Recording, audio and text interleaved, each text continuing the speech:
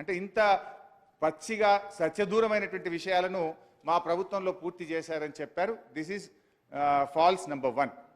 ఇకపోతే అధ్యక్ష రెండో విషయానికి వస్తే, ఇందాక నేను అదే ఛాలెంజ్ చేసిన, ఒకవేళ మిడ్ మానేర్ కానీ మీ సమైక్య రాష్ట్రంలో మీ కాంగ్రెస్ పాలనలో పూర్తయి ఉంటే నేను ఎమ్మెల్యేగా రాజీనామా చేసి మళ్ళీ ఈ సభలో అడుగు పెట్టను అని కూడా ఛాలెంజ్ చేసిన నేను.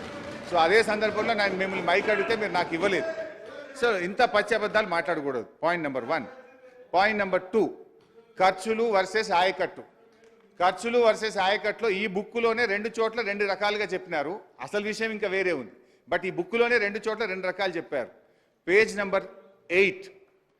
నెంబర్ 8లో ఈ బుక్లో ఏం చెప్పారంటే,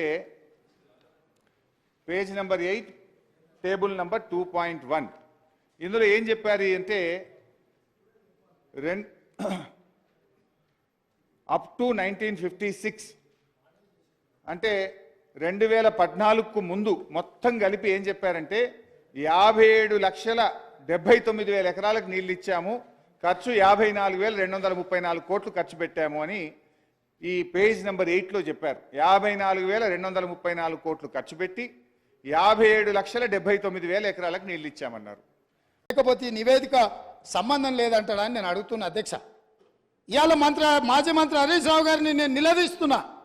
మీరు బాధ్యులు, మీరు ఈ దుర్మార్గాలకు పాల్పడ్డది మీరు. మిమ్మల్ని ఎందుకు 2014 నుంచి 18 వరకు మిమ్మల్ని చంద్రశేఖరరావు గారు మంత్రిగా కొనసాగించి 18లో ఎందుకు మిమ్మల్ని మంత్రిగా బర్తరఫ్ చేసిందని నేను అడుగుతున్నా. మీరు ఈ దోపిడీలో ఆ తర్వాత వచ్చిన చంద్రశేఖరరావు ఈ శాఖకు మంత్రి, ఈ పాపాలకంతా వాళ్ళిద్దరు కారణం కాదా అధ్యక్ష?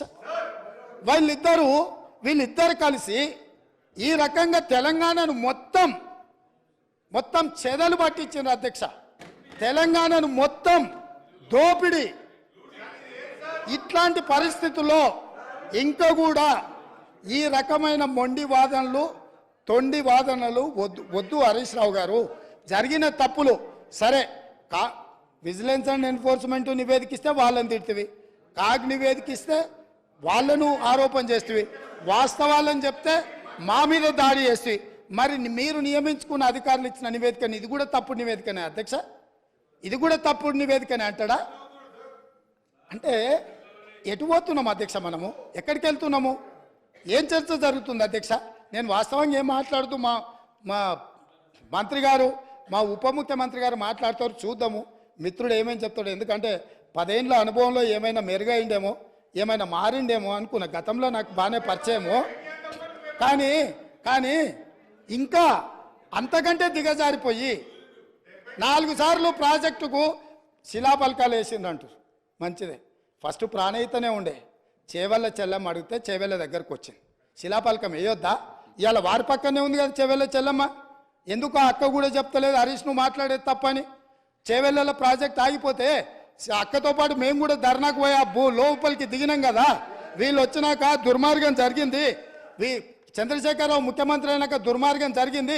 మెదక్ జిల్లాకే పరిమితం చేసుకున్నాడు, రంగారెడ్డి జిల్లాను ఎండబెట్టిండు, చేవెళ్ళ, వికారాబాద్, పరిగి, తాండూరు వరకు ఇవ్వాల్సిన గోదావరి జలాలను చంద్రశేఖరరావు దిగమింగిండు, మల్లన్న సాగర్కే ఆపేసిండని అక్క ధర్నా చేయలే.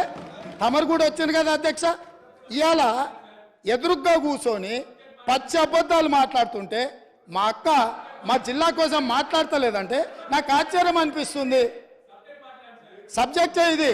ఆనాడు దీక్షలు చేసి ధర్నాలు చేసి ఆనాడు రాజశేఖర రెడ్డి గారిని ఒప్పించి మెప్పించి చేవెళ్లలో శిలాపలకం వేసి ప్రారంభోత్సవాలు చేసి 100 కోట్ల రూపాయల పనులు చేసి ఆ పనులను అర్ధాంతరంగా వదిలేస్తే దీక్షలు ధర్నాలు చేసిన శ్రీమతి సబితా ఇంద్రారెడ్డి గారు ఈరోజు మౌనంగా హరీష్ రావు గారిని సమర్థిస్తున్నారు. అంటే ఇది తెలంగాణ సమాజానికి మంచిదా అని తమరి ద్వారా నేను అడుగుతున్నా అధ్యక్ష. నేను ఆ ప్రాంతం నుంచి వచ్చినాం అధ్యక్ష, వాళ్ళు ఎన్నుకుంటూ వచ్చినాం. మనకు బాధ్యత లేదా అధ్యక్ష? సరిదిద్దాల్సిన బాధ్యత మన మీద లేదా? ఎదురుగా ఉండి 6 అడుగులు నిలబడి ఆయన అబద్ధాలు చెప్తుంటే అక్క ఒక్క మాట కూడా తమ్మి ఇది తప్పు అని అనకపోతే ఎట్లా? అక్క బాధ్యత ఏంది? తమ్ముళ్ళు తప్పు చేస్తే చెప్పాలి.